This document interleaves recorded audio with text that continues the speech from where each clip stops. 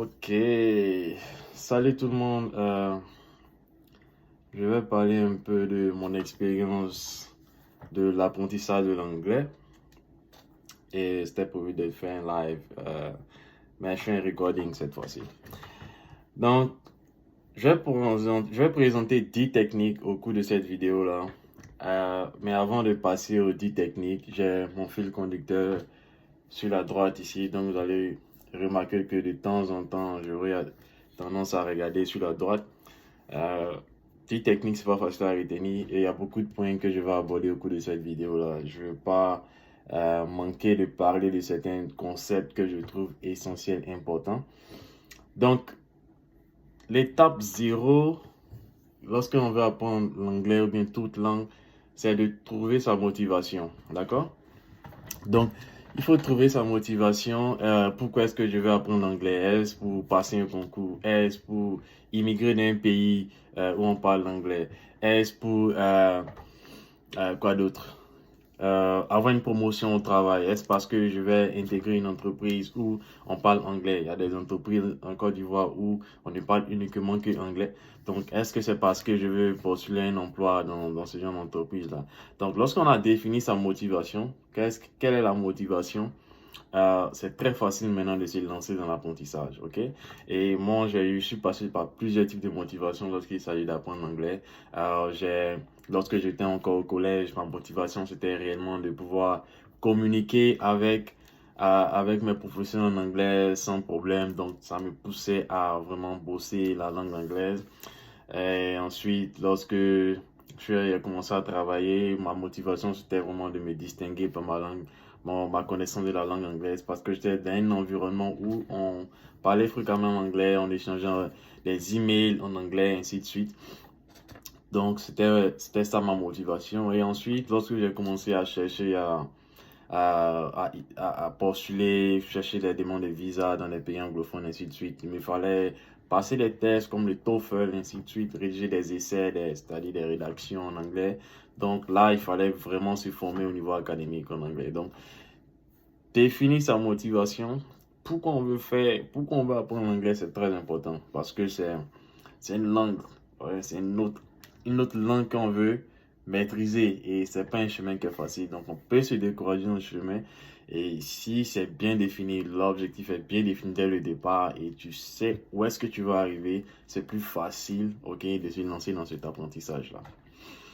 Donc un mythbuster, c'est-à-dire, je pense que il ne faut pas forcément être un pays anglophone pour maîtriser la langue anglaise, ok? Pas forcément. On peut déjà apprendre certaines choses et, et beaucoup même de choses rien qu'en faisant des changements dans notre quotidien, ok?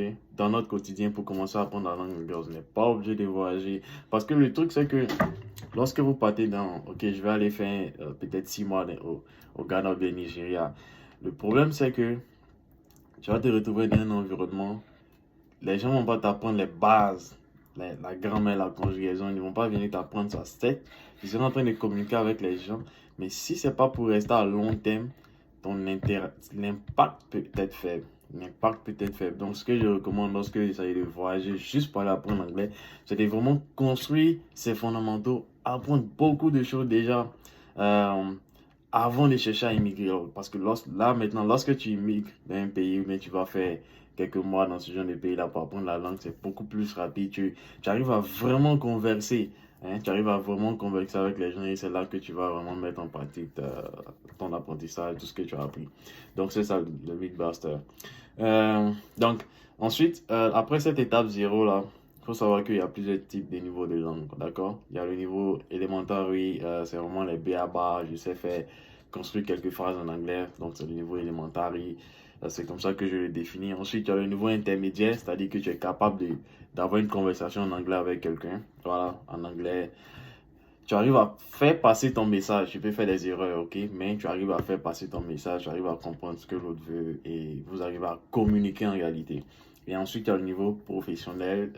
Donc là, c'est un niveau tel que moi je l'ai défini. C'est que vous êtes capable de travailler dans l'environnement professionnel, faire des réunions en anglais, des meetings, des interviews en anglais avec des gens, écrire des emails, lis des emails, lis des instructions et fais ce qu'il y a à faire. Voilà, donc ça c'est le niveau professionnel. Ensuite, le niveau fluent, là c'est comme si vous êtes un native, là, tu parles couramment l'anglais en fait. Voilà, donc les 4 niveaux. Bon, pour moi, le target, il faut réellement arriver au niveau intermédiaire. Ok, si vous voulez migrer d'un pays, si vous arrivez au niveau intermédiaire, c'est très bon. À partir de ces niveaux intermédiaires, là, vous pouvez immigrer d'un pays et l'immigration sera beaucoup plus facile. Parce qu'en réalité, c'est quoi? Lorsque tu immigres d'un pays, tu vas immigrer d'un pays anglophone, d'accord? Dès que tu arrives, tu as des charges, ok? Tu as des charges, tu vas peut-être commencer à payer ton loyer, tu dois chercher un travail, donc tu n'auras pas le temps de chercher à apprendre la langue, ok? Et de vouloir maintenant ensuite aller chercher à travailler, faire les entretiens, ce genre de choses-là. Non, il faut être plus ou moins prêt avant d'arriver. Il faut avoir déjà peut-être un niveau intermédiaire.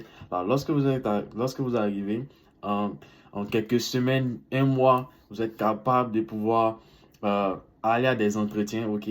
Pour pouvoir aller à des entretiens, répondre aux questions, ainsi de suite. Et c'est vraiment vite travailler, c'est très important parce que le plus vite que tu commences à travailler, le plus vite, c'est-à-dire que tu as moins de charges, tu commences à vite économiser et même aller à l'école pour ceux qui veulent poursuivre les études.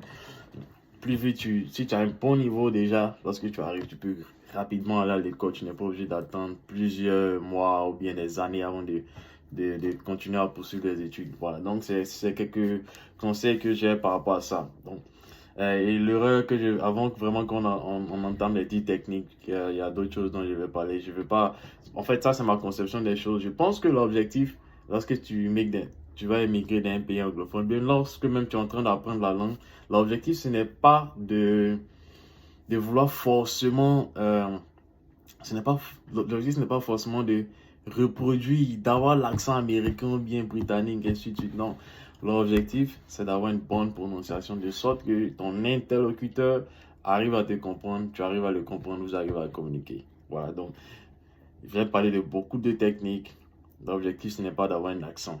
L'objectif, c'est de pouvoir avoir une bonne prononciation, comprendre, lire, parler, écrire. Donc, c'est un peu ça. Ok, donc je pense que on va avancer avec les 10 techniques, d'accord? Donc je regarde mon fil conducteur. Donc la première technique, c'est vraiment la base, hein. La première technique, c'est la base, c'est de s'entraîner à traduire des textes en anglais. Avoir un cahier des notes, ok, où vous notez les mots qui sont compliqués, les nouveaux mots, où vous construisez le vocabulaire. Il y a 2 choses que je trouve importantes lorsqu'on est en train d'apprendre la langue. Le vocabulaire et la conjugaison. D'accord? Le vocabulaire, la conjugaison en réalité, c'est les verbes. Hein? Savoir les connaître, les verbes, savoir les utiliser. Donc, le vocabulaire, une phrase, hein? On le sait, dans une phrase, il faut avoir un verbe à l'intérieur. OK? Pas forcément, mais le plus important quand tu as un verbe et tu as des noms. OK? Des noms. Donc, les noms, c'est comme si c'est le vocabulaire. D'accord? Donc, vocabulaire plus conjugaison, c'est vraiment les fondamentaux qu'il faut avoir. On va parler de grammaire, hein, mais je pense que la grammaire, c'est comme si la grammaire peut englober tout ça, mais c'est aussi une étape importante. Donc, ces 3 concepts-là, si vous les avez, c'est très bon.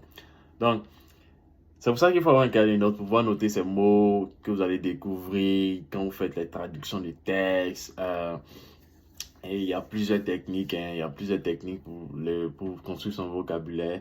Il y a des mots qui sont identiques en français et en anglais. Donc, ce sont des mots qu'il faut déjà savoir, il faut connaître.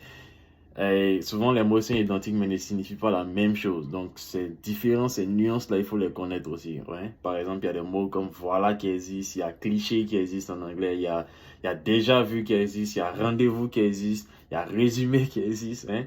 Un résumé pour dire CV, mais en français, on ne dit pas CV. Voilà. Donc, ces différents mots qui sont identiques là, déjà, c'est des trucs qu'on a déjà en nous par notre langue française. Donc, c'est facile de les assimiler, hein? C'est facile de les assimiler. Donc, avoir ce cas des notes, faire ce genre de noter les mots nouveaux, c'est vraiment une étape importante. Voilà, construire son vocabulaire.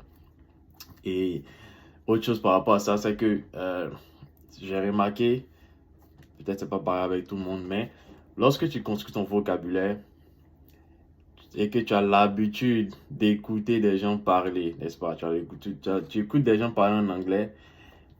Les nouveaux mots que tu es en train d'apprendre là, tu te rends compte que les gens sont en train d'utiliser ces mots-là. Est-ce que je me demande, ok, est-ce que ces mots-là existaient avant quand j'entendais les gens parler, ou bien c'est parce que je viens de connaître ce mot-là, et je viens de connaître sa signification, que lorsque quelqu'un est en train d'employer ce mot dans une phrase, mon cerveau arrive à détecter ce mot. Et je pense que c'est ça réellement qui se passe. Parce que tu connais le mot maintenant, quand tu écoutes un discours en anglais, les mots là, ton cerveau est capable de capter ces mots là pour dire, ok, voici le mot que tu as appris il y a une semaine qui apparaît ici. Tu écoutes la radio, voici le mot que tu as appris. Donc, au fur et à mesure que tu vas construire ton vocabulaire, tu vas te rendre compte que quand les gens parlent en anglais, tu es capable de comprendre tout ce qu'ils sont en train de dire. Et ce principe de traduction de texte dont je vais parler, c'est important aussi parce que quand vous lisez un texte, arrivé un moment au début, c'est difficile. Il y a beaucoup de mots que vous ne comprenez pas. Mais au fur et à mesure que vous le faites, vous êtes capable de lire carrément un livre sans qu'il y ait un seul mot à l'intérieur que vous ne connaissez pas. C'est pas évident, mais ça fait arriver. Alright, donc on va passer à la technique 2, ok? Donc la technique 2 consiste à regarder des films avec des sous-titres. Hein? Regardez un film en anglais et vous mettez les sous-titres. Vous pouvez même regarder un film en français si vous avez des outils qui vous le permettent. Regardez quelque chose en français et avoir un sous-titre en anglais. Je crois que YouTube peut le permettre. Donc c'est une technique qui est intéressante parce que ça vous permet de faire une association mot par mot, ok? De la langue française à votre langue. Et on va parler de ça plus tard, des applications qui utilisent la même stratégie d'apprentissage, d'accord? Donc, ça, c'est important. Moi, ce que je faisais, je regardais souvent les bandes dessinées Naruto et à un moment donné, je n'avais plus les derniers épisodes, je n'avais plus accès à ça sur les chaînes où j'avais l'habitude de regarder en français. Donc, il me fallait aller maintenant sur des sites où ça venait juste de sortir, ok? Donc, c'est en japonais avec un sous-titre en anglais ou bien c'est carrément en anglais. Donc, ça aussi, c'est ce que j'ai fait et ça m'a vraiment aidé. Ça m'a vraiment aidé. Donc, je recommande ça. Hein, film, bande dessinée et autres avec sous-titres. D'accord? La troisième technique, c'est suivre des chaînes comme National Geographic et Discovery Science. D'accord?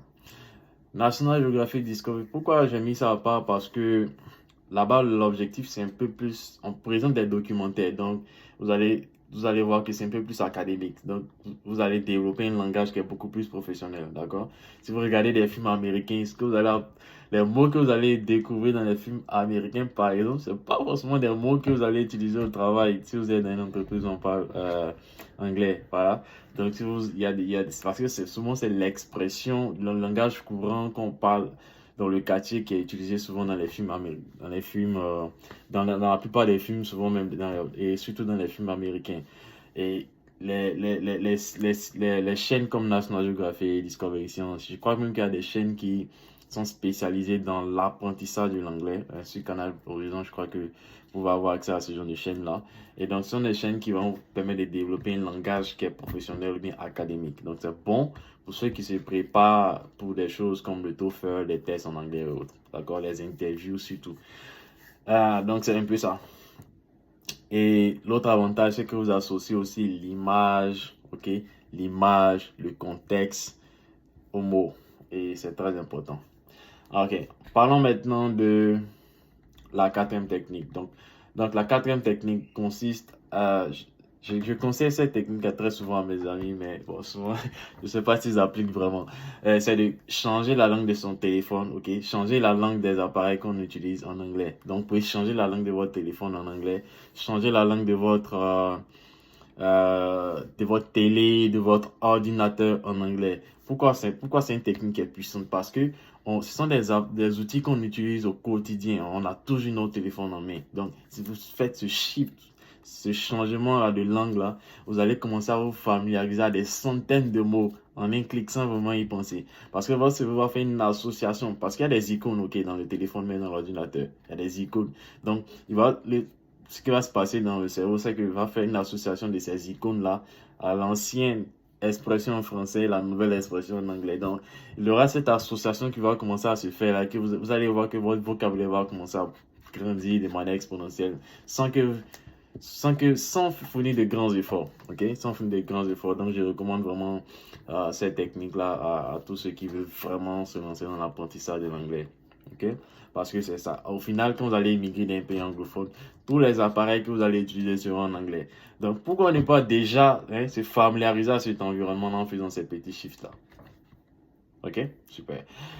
Ah, ok, donc la cinquième technique, c'est de lire la version française et anglaise des notices d'appareils et autres, des produits cosmétiques. Je faisais ça beaucoup avec les produits cosmétiques.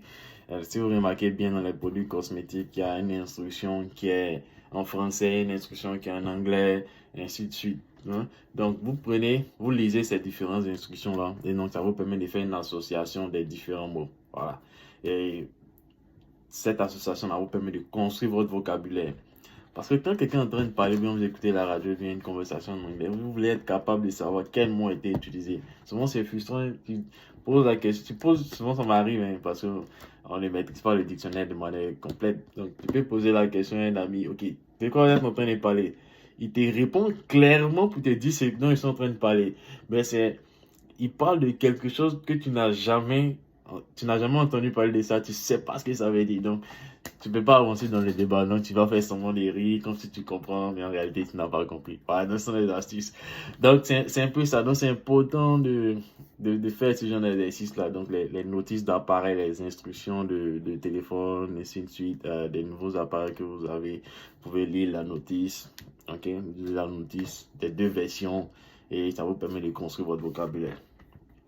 Ok, donc sans effort, sans effort parce que tout est déjà là. Donc on n'a même pas besoin d'internet pour faire cette traduction là parce que les deux versions sont là. Ok. Donc on va parler maintenant de la sixième technique qui s'agit à écouter la radio en anglais et en français. J'appliquais beaucoup cette technique lorsque j'étais encore étudiant à Babi. Souvent on prend le bus, on peut prendre le bus et on est tous là, ok, on a attrapé les barres de fer, mais on est assis quelque part là. Et en réalité, ce que moi je fais de mes écouteurs dans les oreilles, je suis en train d'écouter BBC, bien une chaîne RFI, et ils ont des émissions spéciales pour parler de la langue anglaise. Voilà, ce genre d'émissions spéciales là. Donc, c'est très important parce que là, vous mettez en exercice votre sens de l'écoute uniquement en ce moment-là. Et le cerveau est carrément focalisé sur l'écoute, donc vous pratiquez ce sens de l'écoute là.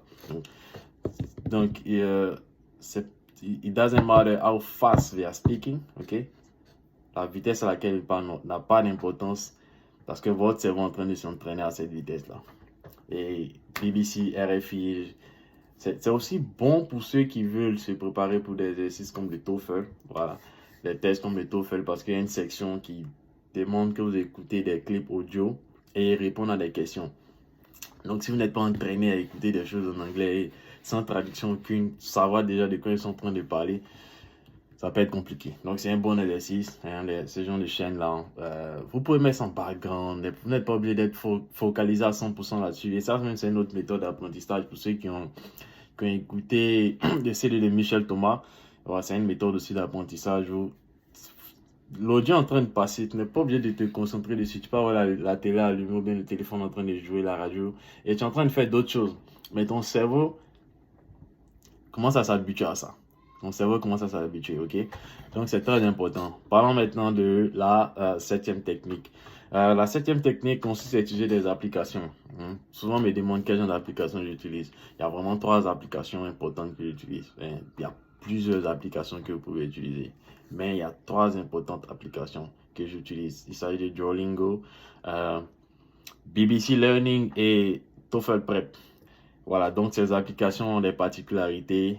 Vous pouvez les ouvrir et télécharger ces applications et vous rendre compte de ce qui est réellement, de quoi il s'agit. Duolingo va vous permettre de faire une association de votre langue française avec la langue anglaise, vice versa, avec des mots, des audios. Il y a des questions, même vous devez parler en anglais pour répondre à la question. Donc c'est très important. BBC Learning, ils abordent des concepts, des sujets de la vie courante pour construire le vocabulaire. C'est vraiment très important. Récemment même, ils étaient en train de parler ils ont fait un petit, comment je vais dire ça, ils ont fait une émission sur les mets en Afrique de l'Ouest, notamment le foufou au Ghana. Ils ont parlé de ça, ils ont décortiqué comment ça se passe, ils ont lister des vocabulaires qu'il fallait apprendre par rapport à ça. Donc, c'est très important aussi. Et TOEFL Prep, vraiment, ça, c'est orienté TOEFL, la grammaire anglaise. Et je recommande ça aussi parce que ça vous permet aussi, il y a une section qui vous permet d'écouter des radios, hein, des radios d'autres pays. Donc, ça peut être des radios américaines, britanniques, et ainsi de suite. Donc, c'est un peu ça, les applications. Mais aussi, autre chose que je faisais, je partais sur Voice of America. OK? Tout ce dont j'ai parlé, toutes ces applications, ils ont des sites où vous pouvez partir. Mais Voice of America, c'est une radio, en fait. Donc, vous pouvez aller sur les sites et puis écouter aussi. OK. Huitième technique, c'est de chercher à intégrer un club d'anglais. Et participer à des événements en anglais. Il y a des événements en anglais à l'ambassade des États-Unis. Si vous partez là-bas un jour à la bibliothèque, ils ont des événements. Donc, il faut commencer déjà à suivre les pages Facebook, Twitter de ces institutions-là. Il y a plusieurs ambassades de pays anglophones en Côte d'Ivoire. Vous pouvez commencer à les suivre. Ils font des événements, mais le fait qu'on n'est pas connecté à leur page, on n'a pas l'information parce qu'ils ne vont pas venir passer une publicité sur RTI et ainsi de suite pour que tout le monde ait l'information. Donc souvent, ce sont des infos qui passent d'un siècle. Donc quand vous commencez à vous connecter à ce genre d'institution-là, vous avez les infos. Il y a aussi le centre Andrew Young Center au Plateau. Ils ont une bibliothèque avec plein de livres en français et en anglais. Ils organisent des événements où souvent les gens parlent en anglais sans problème. Donc, vous pouvez participer à ce genre de choses. Il y a American Corner, je crois qu'il y a American Corner à l'université Félix Houphouët-Boigny dans plusieurs villes. Donc, ce sont des associations qu'il faut commencer à intégrer et se familiariser. Voilà. Et il y a aussi la Banque africaine de développement. Ils sont sur LinkedIn et ils font beaucoup de live, des conférences qu'ils ont. Et ces conférences sont en anglais et les gens même peuvent poser des questions à ce genre de conférences. Et c'est très intéressant de suivre, de se familiariser avec l'écoute, le parler, tout ça. D'accord, on bouge maintenant sur la 9e technique. Donc, la 9e technique consiste à lire les lyrics, ok, des chansons. Donc, il peut y avoir une chanson, par exemple, américaine que vous aimez, mais vous ne vous êtes jamais intéressé à savoir qu'est-ce que ce chanteur est en train de dire dans sa musique. Donc, c'est important d'aller regarder le lyrics. Le lyrics, c'est évidemment en anglais. Et avec la traduction, vous allez savoir ce que ce chanteur est en train de dire. Et toutefois que vous écoutez la musique, le mot est ce qu'on appelle un positive reinforcement. Donc, le mot, vous allez vous habituer à ça. Vous allez vous habituer à ce mot-là de sorte que il sera comme ancré maintenant dans votre vocabulaire. Vous ne pourrez plus jamais l'oublier. Je pratiquais beaucoup lorsque je faisais mon stage au ministère de l'enseignement supérieur. Je pratiquais beaucoup avec le chanteur James Blunt. J'écoutais beaucoup sa musique, je regardais les lyrics et les traductions. Et quand c'est comme ça, mais lorsque tu écoutes, tu peux bien chanter encore la musique et c'est vraiment inspirant. Donc, et au fur et à mesure, le vocabulaire augmente. Et en même temps, le parler, voilà, en même temps, le parler et le sens de l'écoute vont se développer. Dernière technique, la 10e technique, c'est de s'entraîner à répéter. C'est pour plus ou moins renchérir sur ce qu'on venait de dire. S'entraîner à répéter des paroles d'interviews, ça peut être des films, bien des documentaires, des conférences, mais c'est vraiment la pratique. Je conseille plus les interviews. Vous pouvez prendre l'interview par exemple de Donald Trump ou bien un speech de Barack Obama. Vous êtes en train de jouer le speech et en même temps vous essayez à répéter ce qu'il est en train de dire. Et quand vous le faites, vous pratiquez en votre sens de la prononciation. Pas en train de chercher à avoir un accent. Vous pratiquez votre sens de la prononciation et au fur et à mesure, vous allez voir que vous allez vous habituer à ça. Et je l'avais déjà dit, si vous avez un ami qui aime aussi la langue, vous pouvez vous attraper de temps en temps et puis parler un peu la langue. Voilà. Je reste disponible pour ceux qui veulent faire ce genre de...